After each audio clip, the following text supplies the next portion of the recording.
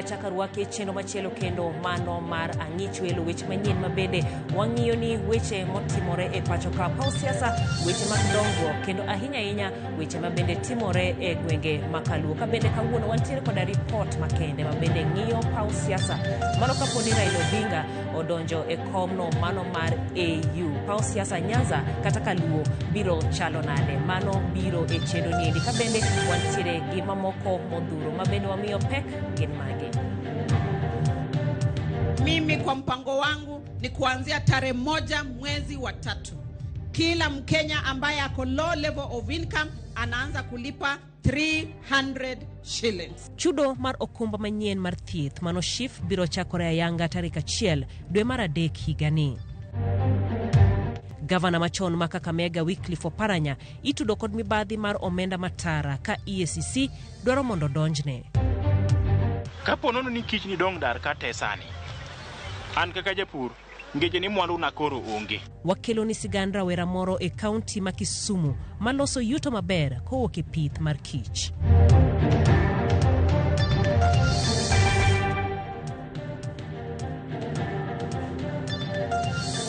Arwaki e weche gi nyinga Jailieta jaloko marwa en Belinda Adhiambo ka weche gi bende luoko kale YouTube page marwa kanyakla kod Facebook page Ramogi TV. Ote magi bende ichwalo kokale lai marwa mar ote machok ma en 23600. Jatendon bura mar Wiper Kalonzo Musyoka wacho ni od bura mamalo notimo gima ber e kadho report mar komiti mar twak mano NADCO. Kalonzo mane lose liel moro Katangi e kar chung od bura Mayata Machakos oyuore mabende no yuore kod jotelo mathoth omedo ni en gima nyiso ni Azimio kod Kenya Kwanza noko ketho saa margi e bedo kod komiti mar twak kendo golo paro mar bero piny Kenya.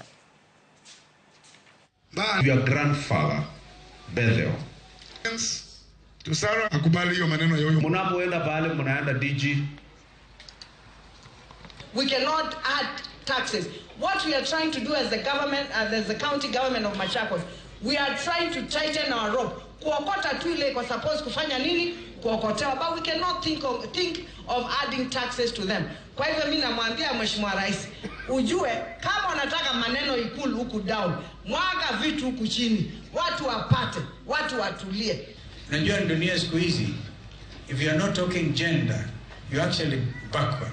So while we congratulate Machakos County, to the next extent Nakuru County, for being in the forefront of making sure there is gender balance, let us not take it. And you know, I've just come from the National Dialogue Committee, and I want to thank your members. Naona mlipitisha jana your report. And one of the things we are dealing with is how do you deal with this issue of gender balance? 2/3 gender. 2/3 gender rule.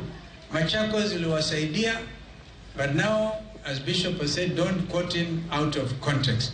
Kwanza kusema watu wa Machakos wamekaliwa na kina mama, no. Moko kuom senators mag kweth mar Azimio kotenegi kod senator ma Nairobi Edwin Sifuna osingo mar wito oko paro mar chik mar gero ute manengogi oyueyo kane giloso liel moro Yata kaunti ma Machakos. Jotelogo wacho ni gero ute manengogi oyueyo biro medo jokenya osigo mar pek mar ngima. Sifuna bende okwedo weche maliekore ni senators mag Azimio gengo chendo mag dongruok mag counties mano kojiwo governors mondo olom senators gi osir chike makonyo e gero counties. Nephew, and I'll say this as they come. We as senators, as we leave Kitui, I don't know what you're telling, as we leave Machakos, I don't know what you're telling your senator, Mama Kavindu. But myself from Migori, ndugu yangu Sifuna from Nairobi, we have been instructed by our people to stop that housing levy. Stop here, must stop. Stop. Let me tell you, teachers, as I finish. If you must insist on housing levy, do it with some of decorum the way Singaporeans do it. Instead of forcing people to buy houses, Mr. President, simply say, I am going to come to Kambani, mtu ambaye ana nyumba ya nyasi, nimpatie 50,000 aongeze kwa nyumba mabati. Hizi pesa zote na taxes ambazo tunakatwa zinaenda wapi? Zinaenda wapi? Mnasema punda amechoka. Simuseme kwa sauti kama mnasema punda amechoka. Punda amechoka. Kodi zote ambazo tunaongezewa sisi kama maseneta wa Azimio tunakataa. Hata hiyo motion ya housing tunaenda kuangusha.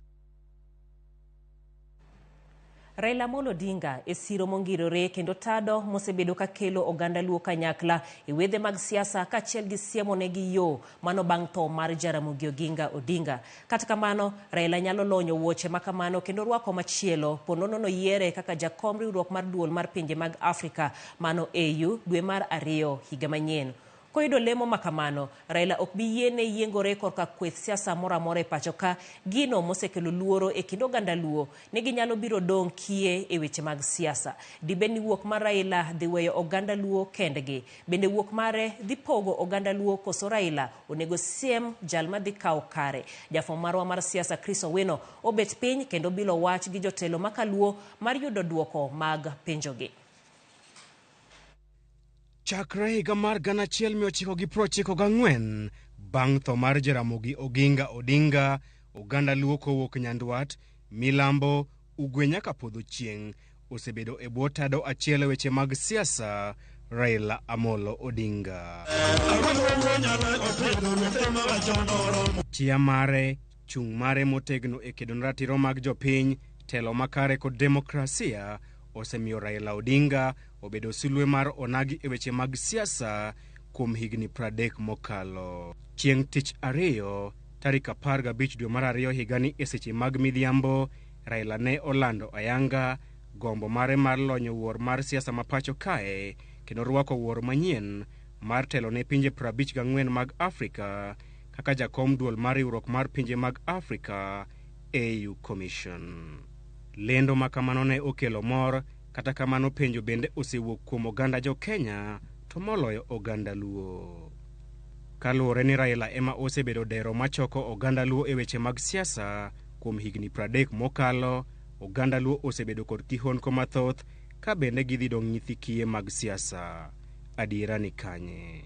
Ok wabodong' ka nyithi kiye, direction bowuok, yo ma ji luwo bowuok. Kane Musa osewuok, Nyasaye nonyiso Musa ni mak lwet Joshua gi Caleb. Mariogo notero jo Israel nyaka kanye? Kanan, donge kamano. Koro kata mae bende Nyasaye bende ong'eyo jatelo ma botero ji Kanan, onge problem.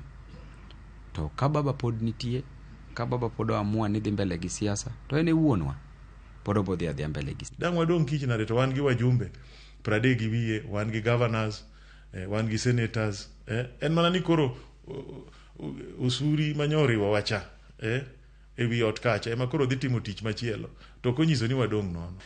Jaramogi be nolor ni siasa ndalo moko, lor ni siasa higni mang'eny moko nyal go siasa, ok nyal bedi chama mora mora nikech chama no go marufuku, no ok nyal bedi KANU. To pod oganda maluo ka ok ni yie gi gima oganda dwaro, kata na kuonde moko e Kenya jono yie gi Jaramogi pod ne ng'ato mane pingo Jaramogi no nyalo donjo e parliament makna ko kwarne ko. Omiyo an gima chando ji ahinya ok ane apane na siasa magore. Kihondko kod luoro ewi fuok maduong' mar Raila dhi weyo chien ewi weche mag siasa osemiyo moko kuom jopiny kod jonon siasa lieko ni Raila Odinga onego siem ne oganda luo jatelo madhi kawo kare. Wach makamano osekwed motegno kod moko kuom jotelo ka achiel kod jopiny. An gima kamano ok yiego nikech udonjo e timbe mag dynasty. Ne ng'ato kosebedo jatelo to kendo emosiemo ng'ato. Mago gin backward politics. An adwaro ne i oganda. Ng'ama nyalo telo ne oganda biro wuok kuom oganda. To ka onyalo bedo ng'at ma pache ochokre gi Raila, to mano nyalo bedo gima malong'o. To wacho ni ng'ato Jaramogi notho, to Jaramogi kanotho noko chuno ni Jaramogi osem ng'ato ni manyaka bed jatelo. Ng'ama yiero ng'ama tayogi ting'eni en japiny. Kech kata jakom wuon gi nokonyise ni in kura weni, noriyore ariya ka nyiero molawore molmanyogo gimoro. Kotelo tok miga ng'ato. Kichanjo ka jok moko wacho to koro kowuok obdhi wewa e lwet ng'a. ng'ama owewa lweta no biro mana wuok kaluwore kaka jopiny oneno ni ng'ane samoro nya bedo kata in Chris ing'e ni Raila mosebedo jatelo to Raila be ok nyal kawo lwet ng'ato ni ting'o to we lwet ng'ama chielo mano biro pogo ji donge to kopogre gi mano nyocha pod onge gima Raila otimo marach minyalo wacho ni ok omold ng'ato josiasa gite donge mosetiyo kodwa ere jasiasa makaluo kata mana jogewa mane sirikal owalo ne masani minister dong ne wan kod ODM en manen campaign manager marwa gi Raila 2013 koso wi wil obed kata Dr. Raymond Omolo ma PS ni Gavana Masia James Orengo kod jotelo mamoko makaluo bende nyiero weche moko ni oganda luo dhi pogore poni Raila Odinga oyudo kom mar AU Commission kendo weyo siasa ma pacho kae. Andalo moko kano riemba na rengo Kenya ka adhi dak Tanzania Dar es Salaam ka romo gi luo mani piny ma Tanzania kaka ne joluo loso lokane eka joluo ma na Tanganyika bende loso omiyo en oganda ma timbene gi kite mi ochokore ok en dhok kende en kata timbene. Wuok mar Raila e siasa ma pacho kae bende wachore ni nyalo dhi loko kudho mar yamb siasa e gwenge makaluo e yiero mabiro. Wuok jakom dhi Addis Ababa dhi expose ji mang'eny ahinya, dhi expose jok ma gin gi liere e koti baba piny maru. Iwinjo gi liere e koti baba ma gin ok gimi kata baba thuolo daka mogik to gisieko gidhi ka jakom mondo ting' badgi malo. Ok dhi timre wang'ni koro nyaka ichak tiyo ne jopiny, itini jopiny motegno nikech jakom madhi ting'o badi onge. Iwinjo maber gini kore ka mit. Ewi wach mar yaro thuolo mar demokrasia e gwenge makaluo, jotelo makaluo onyiero weche mosebedo kaliekore e pacho kae ni wuok mar Raila Odinga dhi miyo oganda luo rwako duond buche mathoth mopogore gi ODM kende. Nyaka nene wach mar multipartyism duog kende Kenya kaendi higa mar 1992 onge chieng' ma parties or party mora mora osetam campaign kata chungo ji Nyanza kata piny onagi yiero go te kochakre 2002 2007 2013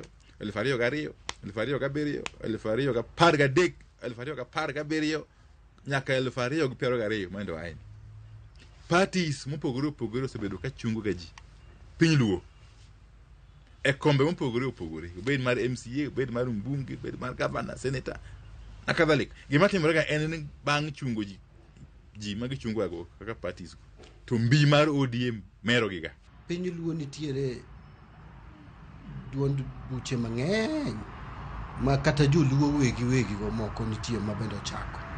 Wan nyaka gi MDG mochak gochien wang'eyo ne wan gi moro Green Party mochak gi Neto panipod en kod Agostino Neto moro nitie mar Ogenda paneno no uso mare cha tinde en UDA. Kidero bende ochako moro mar kete Aguyo bende tiapano ochako uso tinde en UDA. Ji osechako buche Obado ne nigi mare moro manoolo Mingo Magara akia kod osedwoke. En geno mar jopiny ni kido kod timbe mag oganda luo biro dhi nyime kod keto gi kanyakla mar miyo gi duol motegno e weche mag siasa ma pacho kae. Chris Owino, Ramogi TV, Nairobi. Erokamano ahinya Chris Owino kuom report machalo koda mano mabende antiere ni geno ni ochiwo duoko achiel ari adek moko. Duol makedo kod mibadhi e pacho ka EACC koro dwaro ni gavana machon ma Kakamega Wycliffe Oparanya odonjne kod ketho mar mibadhi. Liekore ni Oparanya ne omiya soya kod kembe auchiel manomiyo rak 60 mag omenda mahew bilion 2.2. Nondo mar EACC bende yango ni gavana machono ne ochul e yo moko puodhi omenda maromo milion 56.7 to kane odeso lope ne kaunti ma Kakamega. E report mar gi mar dwe mar 10 nyaka 12 mahiga mokadho EACC EACC bende dwaro ni jotelo mathoth matie kaunti ma Taita Taveta odonjnegi kod ketho mar yako pesa jopiny tok tiyo kod omenda milion 7 e dhi tongona e piny Zanzibar mogiluwo chik. Joyce Oduor nigi ler mathoth. Duol makedo gi mibadhi EACC e lipot mare mar kwota mogik mar higa mokalo onyiso kaka omenda matara mag jopiny noyaki e yore mibadhi ka jotelo e counties mopogore opogore koro itimonegi nonro matuta. Gavana machon ma Kakamega Wycliffe Oparanya ema otelo e listi mag jotelo machin mibadhi koro mieno. E hik omenda mar 2013-2014 kod hik omenda mar 2021-2022 itude kod ketho mar kawa soya kowuok e kembe 6 mane omiyo rak 60 mar omenda moheo bilion 2.2. Kembego gin kambi gedo mar AFBA, Western Cross Express Limited, Sabema International Limited kod Sesela Resources Limited. Bende oyangore ni gavana machon no ne odeso lope ne ten kaunti ma Kakamega kendo nochule omenda moheo milion 56.7 gino ma EACC wacho ni en ataro mar chika. Tarik 12 dwe mar 10 higa mar 2023 EACC nonyiso gai mar jomin buche doho ni gavana machon ma Kakamega, min ode, jotelo mag kaunti ma Kakamega kod directors moko mag kembego odonjnegi kod ketho mar mibadhi, deo wang', tiyo marach kod apisi kod luoko pesa. Tarik 18 dwe mar 12 higa mar 2023 ogai mar jomin buche doho kod EACC noyiere ni owinjo odonjne Oparanya gi Lange. Kata kamano, gavana machon ma Kakamega Wycliffe Oparanya nochwalo bura e doho machungo meko mare nyaka doho bi winj bura makamano. E kaunti ma Nairobi, jaod bura ma Embakasi North James Mwangi Gakuya bende koro ni kama tek tok chiwo tenda mar omenda moheo milion 51 ne nyithinde kod osiepege mar gedo mar kilese kuonde bago nyasi kod apeyni. Nonro yango ni Gakuya ne omiya soya mar omenda moheo milion 10. EACC dwaro ni odonjne kod ketho mar deo wang', kawo mwandu jopiny e yo ma ok opuodhi kod tiyo marach kod apisi mare. E kaunti ma Taita Taveta, EACC oyango ni spika Karan, MCS 21 kod jotelo moko 4 mag kaunti no notiyo kod milion 7 e safar mar dhi e magawa mar Marijani Zanzibar dwe mar 11 higa mar 2022 ka ok giluwo chike moketi magayo tiyo kod pesa jopiny arietha. Nonro bende yango ni moko kuomgi bende ne ochulo omenda mabalang' mang'eny ka moko to ne ochul to ne ok odhi e wuodhno. Bende yangore ni apisa mochung' ne weche mag omenda ne oketo boke mabandia ne jotelo mane ok odhi e wuoth mar wuondo wang' ni ne gidhi. Tarik 13 dwe mar 12 higa mar 2023 ripot ne ondik kendo ochwal ne ogai mar jomin buche doho ka gidwaro ni odonjne Karan mar od bura ma Taita Taveta Gadiel Maganga kod jalup spika Ansel Mwandime kitudogi gi ketho mar tiyo marach kod apisi margi, chuogo boke mabandia, koso luwo chike magayo nyiepo e kind ketho mamoko. Tarik 1 dwe mar 2 higani, ogai mar jomin buche doho ne oyiere kod EACC mondo odonjnegi. Jotelo mathoth mag kaunti ma Taita Taveta bende timonegi nonro e weche mag mibadhi, chochni e nyiepo kod yako omenda mane otigodo e chano nyasi mar hingo lweny mokwongo ma piny ngima mane otimore e kind tarik 24 nyaka 27 dwe mar 11 higa mar 2022. Kaunti ma Taita Taveta wachore ni ne otiyo kod omenda moheo milion 4 e chulo omenda mabalang' ne jotelo kata obedo ni nyasi no ne ok oketi e budget mar hik omenda mar 2022-2023. Duol makedo kod mibadhi bende notimo nonro e wi County Assembly ma Turkana tiyo marach kod pesa jopiny, pesa madirom milion 45 mane otigodo e chiwo tenda kod gero od spika e ward Makanam Kemera. Nonro lero ni kembe 8 ne ochwalo kwayo margi mondo omigi oragno. Kata kamano, orag ne ochiw e yo ma ok opuodhi ne kambi mar Ekoriagete Enterprises Limited kendo koro oyangore ni achiel kuom directors mag kambi no en jatich mar kaunti no. Tich mane otim ne en mar omenda madirom milion 19 to omenda mane ochiw mar orak ne en milion 54 manyiso ni milion 34 ne olal miru. Tarik 12 dwe mar 10 higa mokalo, EACC ne ondiko ripot kendo chwalo ne apis jomin buche ka gin gi paro mondo odonjne jalup Karan John Ekunoit, Karan Linus Lokowa, jotije kaunti no moriwo Ignatius Kupetu kod director mar kambi no Maximila Ikiru kitudogi kod ketho mar dwaro ketho chik, kawo mwandu jopiny e yo ma ok opuodhi, tiyo marach kod apisi, deo wang' e kind ketho mamoko. Burano podi itimo ne nonro matut. Ripot no mogol kod jakom mar EACC David Oginde kod jatend EACC Twalib Mbarak kendo yango ni EACC osechwalo buche 27 ne apis jomin buche mar kuota mogik mar higa mokadho, maen mar nonro mane gitimo e kind tarik 1 dwe mar 10 nyaka tarik 31 dwe mar 12 higa mokadho. EACC wacho ni e kind buche 27, buche 24 ne ochwal e doho, 7 ne orwaki, 3 ne olor buchegi, 14 pod itimo negi nonro, ka 3 pod irito mondo puodhgi. Joyce Oduor, Ramogi TV, Nairobi. Jaluf jatend piny Rigathi Gachagua medo lando sigande mag jokanyo mag sirkand Kenya. Kwacho ni sirkand Kenya kwanza biro miyo thuolo motelo jogo mane oluto negi ombulu e yudo thuolo mag tije kanyakla kod mago mag dongruok. Gachagua ne lose kaunti ma Nandi kuma notelo ne jokanyo mamoko mag piny owacho e nyasi mar alam kod harambe e skund yawuoyi mag Kurgung. Niko hapo. Huyu Felix ako hapo. Rais mnamjua. Mimi mnanijua msimamo yangu. Ya kwamba watoto wakiwa wengi kuna wale kwanza ya kuangaliwa, si mnajua?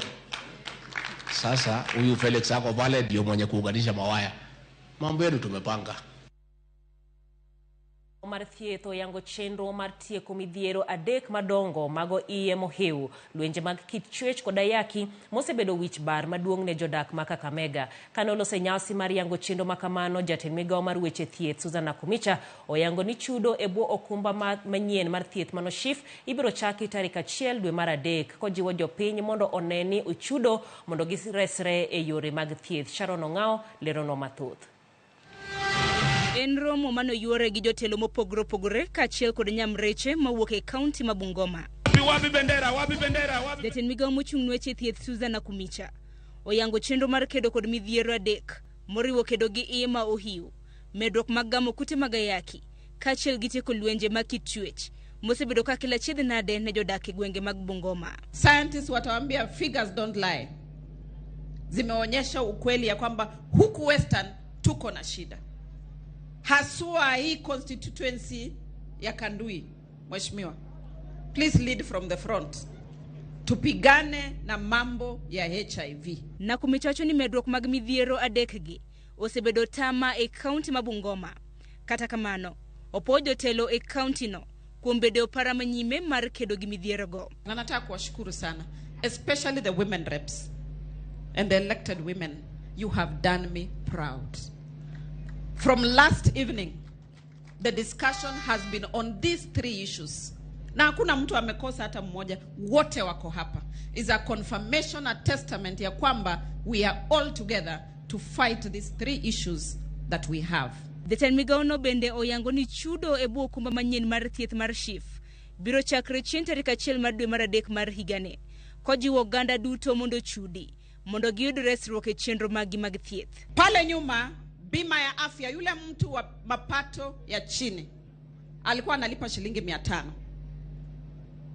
Lakini sasa rais alinipatia direction, sheria tumemaliza, regulations tunamaliza Jumatatu, na mimi kwa mpango wangu ni kuanzia tarehe 1 mwezi wa 3. Kila Mkenya ambaye ako low level of income anaanza kulipa 300 shillings. Enyasino nyamreche 1500 mawuok e kaunti ma Bungoma bende ne odhial kasingo mano singnegi mar chulo gi omenda bende no chopie kare. We are going to meet our commitment of stipend to these 3,500 CHPs of Bungoma County. Na jana niliangalia account nikaona pesa iko. Leo tunataka kuacha hapa 17 million shillings for these people. Nakumicha bende notiyo gi thuolo no mar nyiso jopiny ber ma gibiro yudo e okumba manyien mar thieth mano mar piny owacho. And in the new laws, primary health level 1, level 2, level 3 hakuna malipo. Tumeleta fund inaitwa emergency chronic and critical illness fund. Wewe ukipatikana uko na kansa, ukishatoka level 4 unaingia level 5, treatment is free of charge, paid for by the national government. Ebu okumba manyien Jopiny ma itogi nitiere piny onego chul siling 300 dwe ka dwe, ka jomondiki to chulo 2.75% mar osachgi. Sharon Ong'ao, Ramogi TV. Watimo mo sigana no otimore e kaunti ma Bungoma mo Kakamega kaka walando.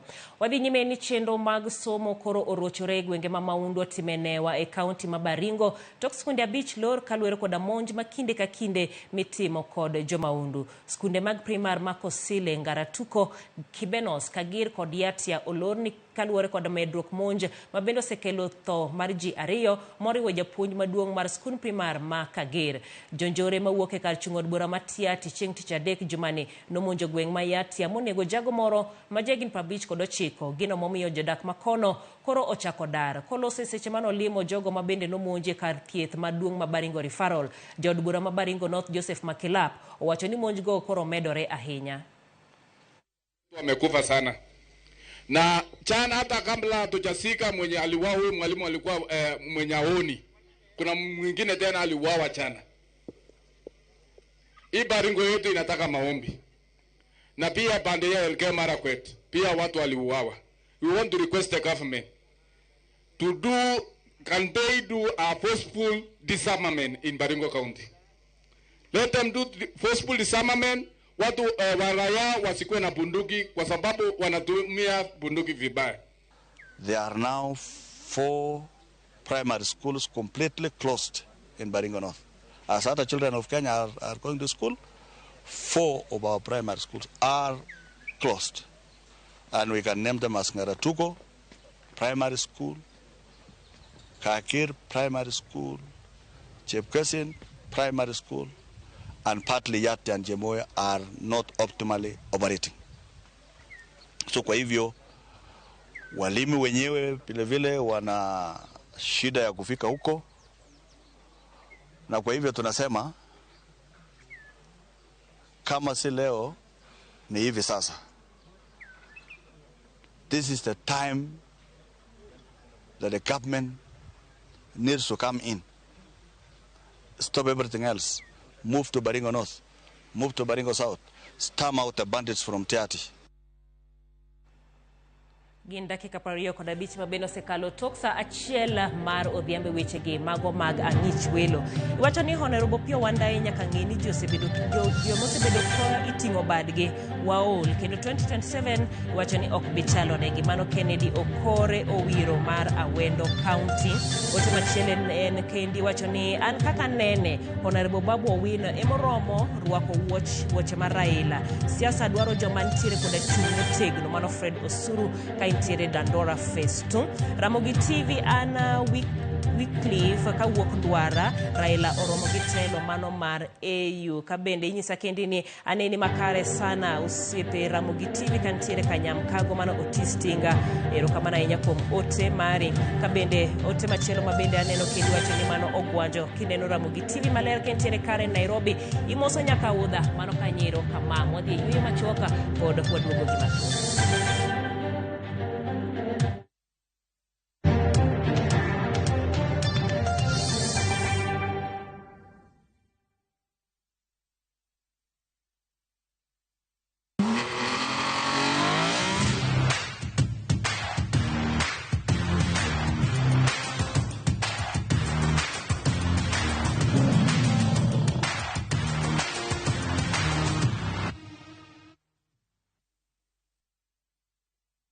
Jina langu ni Priscilla Nzaka and I'm a beneficiary wa scholarship ya NCCK.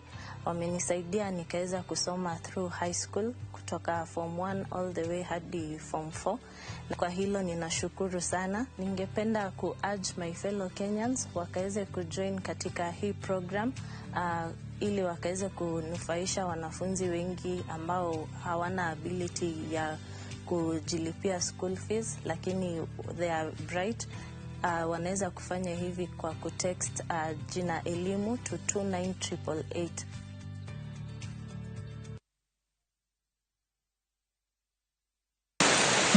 Spend more fwenyo chuny kitwa. Ang'o miyo yie ni chako mana mine? Dak ne chake yie chuo. Yie ni chako mine nikech mine ma pito. Ng'e sigana kod kido manyiso ber kod mit piny. Nitie jaduong' mane okuongo kama ne iluongo jaduong' Ngeso Kosanjo. Kaluwore kaka kidi ma jaduong' ohero kaka chiege maduong'. Kidi jaduong' ni Kit Mikayi. Kendo rom kod jorit kitwa.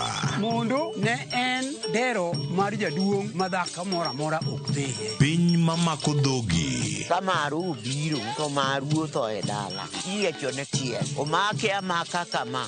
Nyawana adhiya kinywana limi. Riwri kod Rabala Kwasi owad gi Rajabu. Tiende koro go jonam gi rech en duoko rech mane iseng'iewo. E 111 Ngeso ka ngeso saa 1:45 otieno. Mane Ramogi TV. Oganda chiel. Ji ariyo mokawo chung' mopogore e kom loch, kom ker. Koma betini kuom mosenindo jaduong' Ker Opiyo Wuon Otonde ma janyahera Karombo kacha. Moro ka moro mako chung' ni ene manoyiere e yor ratiro. Kech kane yiera Homa Bay ne gionge. Ne jodongo okonfama kaka ker. En ang'o makelo pogruok? Tota did mar lo mar fafa. Ofisa kama ntie. Kata obedo ni giduto gidwa ni oganda luo riwre. Jaluo bedo oganda achiel. Penjo en ni oganda ni e lwet ng'a? Tudri gi George Bati, Jumapil, saa 1:03 otieno, Mane Ramogi TV. Kik bai.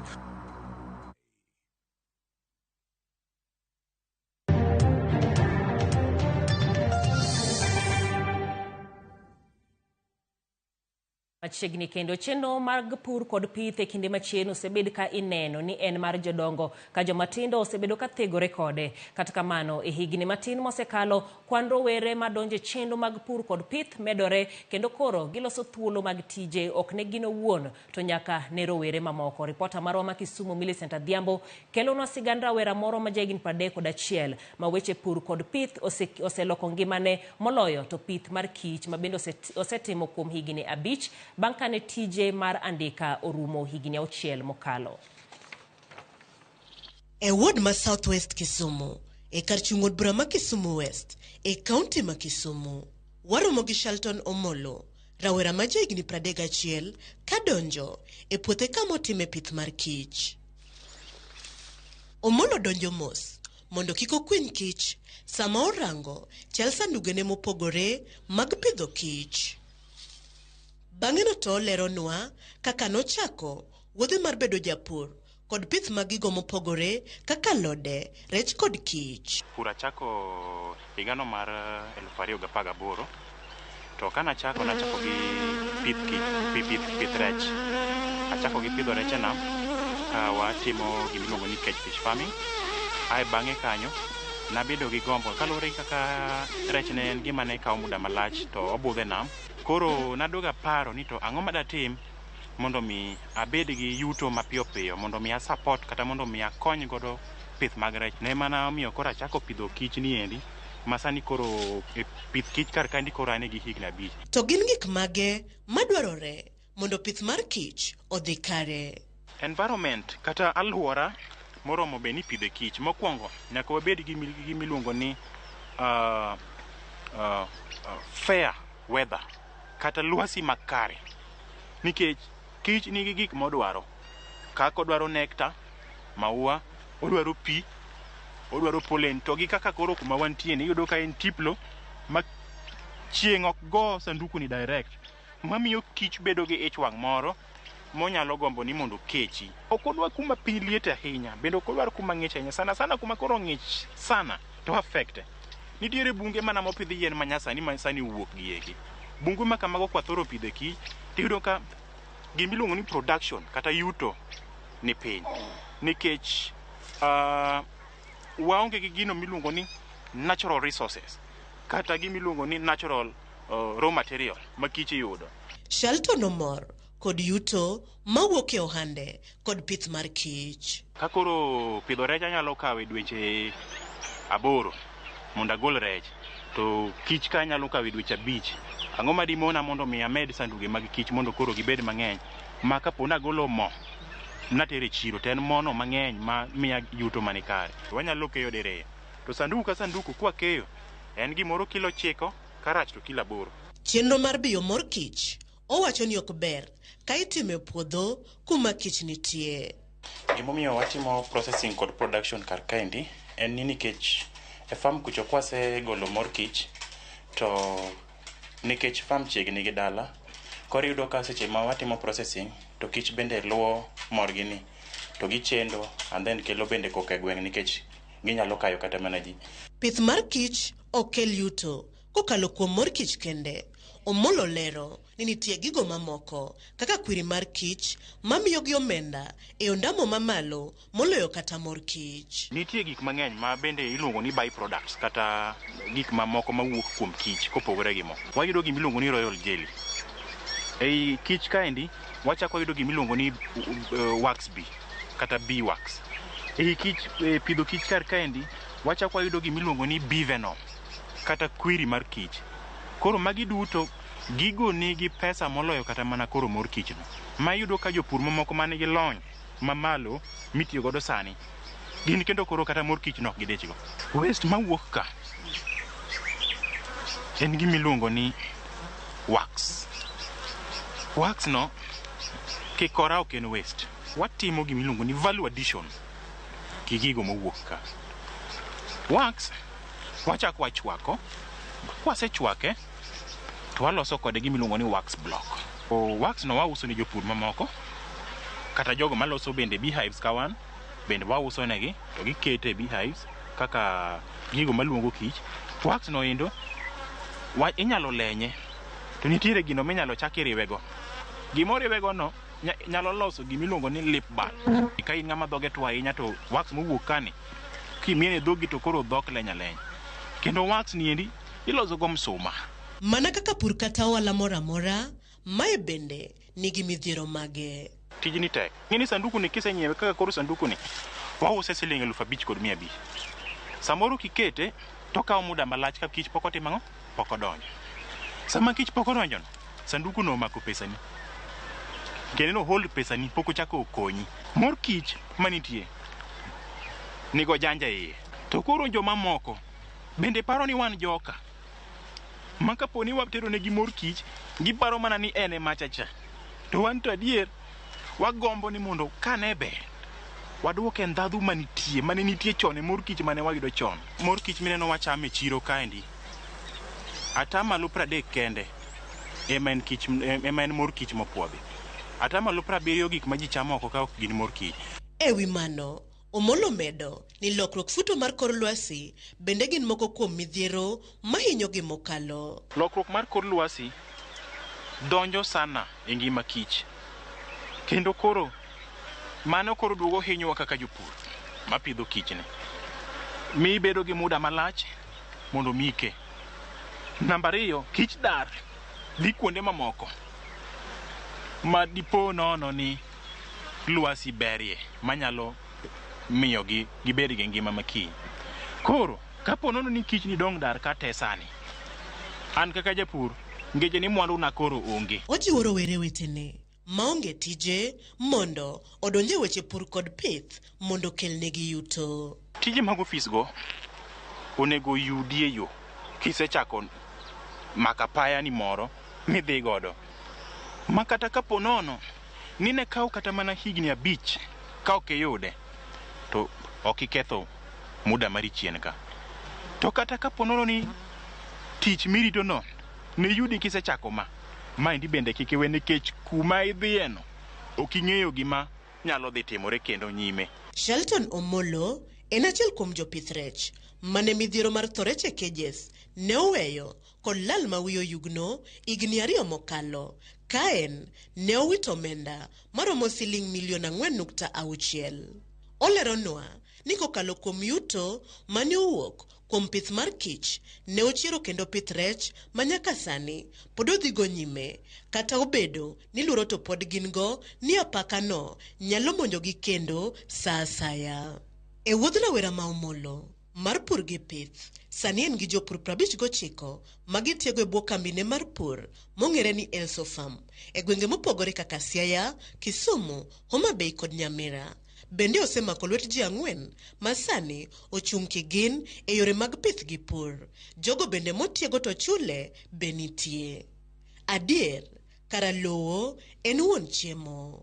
Bang' winjo sigand Shalton kokalo kuom wuodhe mar pith kod pur, rowere nyaka koro par nyadiriyo ewi timo pith kod pur, gino manyalo ndiko gi kigin, kendo ka gihore, ka gitimo kinda, kendo giketo chunygi. Moloyo, ywa kinde ka kinde, ni thuolo mag tije onge pacho ka.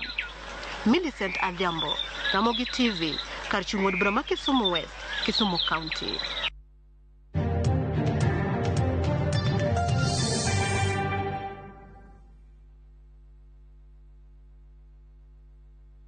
Royal Mabati Super Brand Factory. Dukani mar nyiepo achiel kende manengo gore piny, kendo rang'iny mamalo mag mwandu goyo witado yudore duto. Yud offers ma wan godo sani. Chula tamalo 40, iyud mwandu molos sano, iywe mos ka irito mondo wakelni nono maonge chudo nyaka e dhot. Limbado ma Kisumu, Manjit House, apaya ma Accra Street, momanyore kod Paul Mboya Road. Gochnwa e 0722 63 83 83.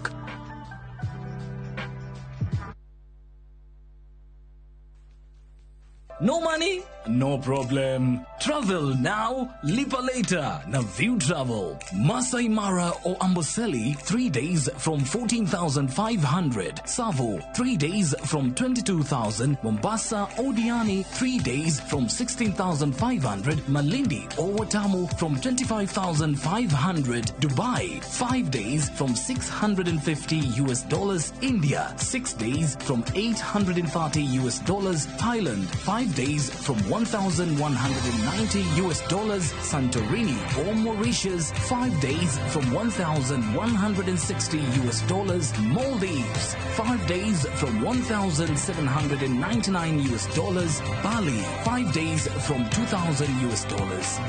View Travel. Dream. Explore. Discover.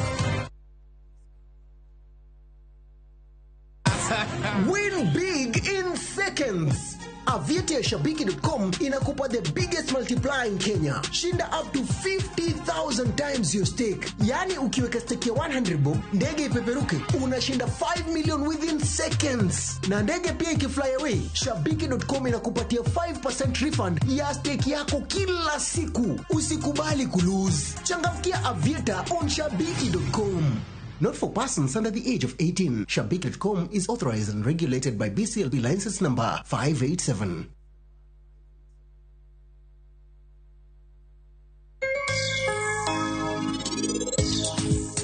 Singorana na bochung kod mama kaka wuode. Kapoda ngima. Onge kaka mama bodh yeje. Kata kapo ni un kama achiel kod Sara bito bedo jawasika madongo.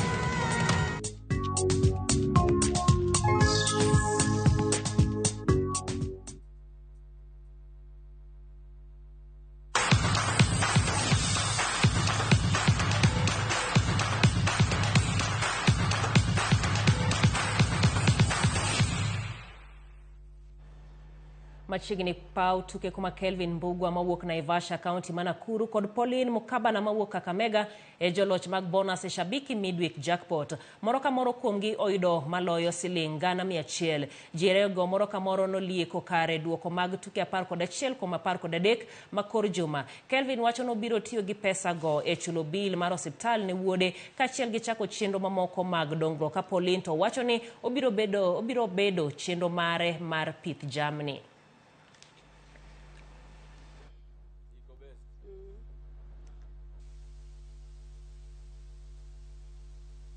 Niko na mtoi mmoja ako 5 months, saizi ni msik. So hii domi natumia kwanza kusort bills za mtoi. Then niko na project nafanya naunda mobile kiosk, mobile kibandaski, and also naunda bado mikokoteni za soko, but mobile kutumia baiskeli. So hii project inasaidia sana. Hii ndio itanisaidia kupromote project yangu sana. Hii pesa nimepata, mi nafanya kazi ya kuangalia mifugo, nitabuy tools zangu za kazi, ni promote kama youth, nijitegemee. Na encourage anyone out there mwenye ana watch news na naona wakiannounce Citizen TV kuhusu shabiki.com. Kama uko na extra money after your bills, please save kidogo, ujaribu Shabiki.